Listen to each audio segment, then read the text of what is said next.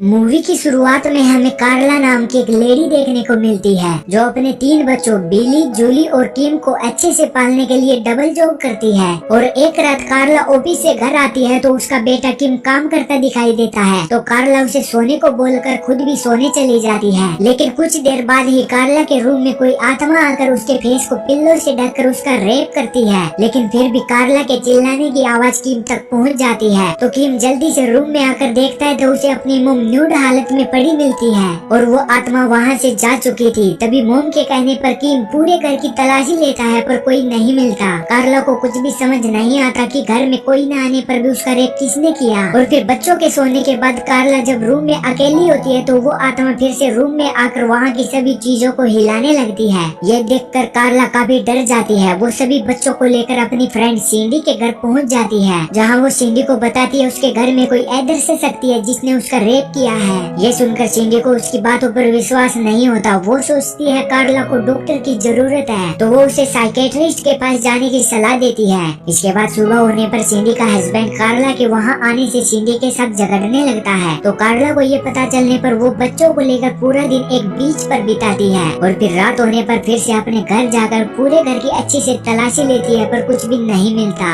और फिर कार्ला सोने जाती है तो सिंडी भी उसके पास सोने के लिए आ जाती है, क्योंकि वो नहीं चाहती थी उसकी फ्रेंड अकेला महसूस करे। पर इस रात कार्ला के साथ कुछ नहीं होता। इसके बाद वो अगले दिन ऑफिस जाने लगती है तो वो आत्मा गाड़ी का एक्सीलेटर दबाकर गाड़ी का एक्सीडेंट करवा देती है, लेकिन कार्ला बच जाती है। इसके बाद वो काफी परेशान हो जाती है, इसलिए वो साइकेट्रिस्ट डॉक्टर फील के पास जाती है और उसे बताती है उसके साथ क्या क्या हो रहा है। लेकिन डॉक्टर कार्ला की बात पर विश्वास नहीं करता और वो उसके कुछ टेस्ट लेकर बताता है वो नॉर्मल है, बस वो अकेले रहने से हेलुसिनेशंस का शिकार हुई है। डॉक्टर कार्ला को अकेले न रहने को बोलता है और फिर कार्ला के घर जाने के बाद वो आत्मा 2 और आत्माओं के साथ मिलकर फिर से कार्ला का बाथरूम में रेप करती है। इसके बाद कार्ला फिर से डॉक्टर से मिलती है। इस बार वो अपनी बॉडी पर निशान भी दिखाती है, लेकिन डॉक्टर अभी उस पर विश्वास नहीं करता और डॉक्टर कार्ला से उसके पास्ट के बारे में पूछता है, तो कार्ला बताती है उसकी छोटी एज में उसके डैड उसे गलत तरीके से छूते थे और 16 साल की एज में उसने बेटे किम को जन्म दिया, जिसके बाद उसके हस्बैंड की मौत हो गई।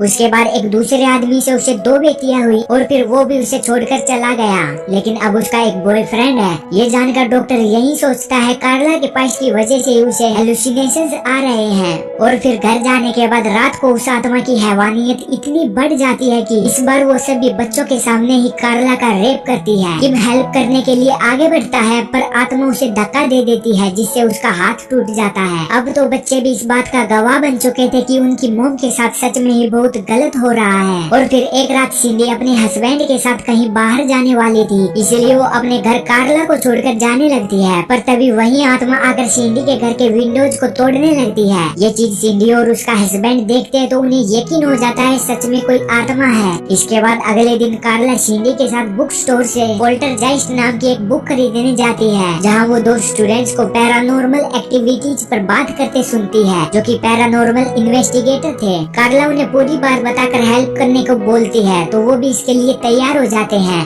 क्योंकि उन्हें भी आत्माएं होने के सबूत चाहिए थे। और तभी वो कार्ला के साथ जाकर घर में पैरानॉर्मल एक्टिविटीज का एक यंत्र लगाते हैं। और आधी रात को जब वो आत्मा आकर कार्ला के पास आने की कोशिश करती है तो उनके यंत्र की वजह से उसके पास नहीं जा पाती और इलेक्ट्रिक वेव जैसा कुछ दिखाई देने लगता है, जिसकी फोटो खींचकर ये स्टूडेंट्स अपने प्रोफेसर को दिखाते हैं, तो उन्हें यकीन हो जाता है आत्माएं होती हैं। लेकिन वो कुछ और सबूत के लिए अपनी टीम के साथ कार्ला के घर जाते हैं और आधी रात होने पर कार्ला आत्मा को पुकारती है तो वो आ जाती है, जो सबको दिखाई दे रही थी। टीम उसे पकड़ने की कोशिश करती है लेकिन वो पकड़ नहीं पाते, तो वो वहाँ से चले जाते हैं। पर तभी कार्ला का बॉयफ्रेंड आता है और उसे एक ड्रेस पहनने को बोलता है जो वो साथ लाया था। कार्ला ड्रेस चेंज करने जाती है तो आत्मा आकर उसका रेप करने लगती है। कार्ला की काफी बुरी हालत हो जाती है, तो किम आकर उसे हॉस्पिटल लेकर जाता है, जहाँ पैरानॉर्मल इन्वेस्टिगेटर भी पहुँचते हैं और वो एक डुप्लीकेट घर बनाकर लिक्विड हीलियम से उस आत्मा को पकड़ने का प्लान बनाते हैं। इसके बाद डुप्लीकेट घर में वो आत्मा आती है, लेकिन वो लिक्विड हीलियम से ही कार्ला पर अटैक करने लगती है। पर कुछ देर बाद ही हीलियम सिलेंडर फटने से आत्मा बर्फ में फंस जाती है। यहाँ आत्मा को फंसे साइकेट्रिस्ट डॉक्टर फिल ने भी देखा, जो ये सब देखकर हैरान था। उसके साथ सभी को यकीन हो जाता है आत्माएं भी होती हैं, लेकिन तभी आत्मा बर्फ को तोड़कर भाग जाती है, जिसे वो पकड़ नहीं पाते। और फिर आत्मा से छुटकारा पाने करने के लिए कार्ला अपने घर को छोड़कर कहीं दूसरी जगह शिफ्ट हो जाती है और यहीं पर इस मूवी का एंड हो जाता है।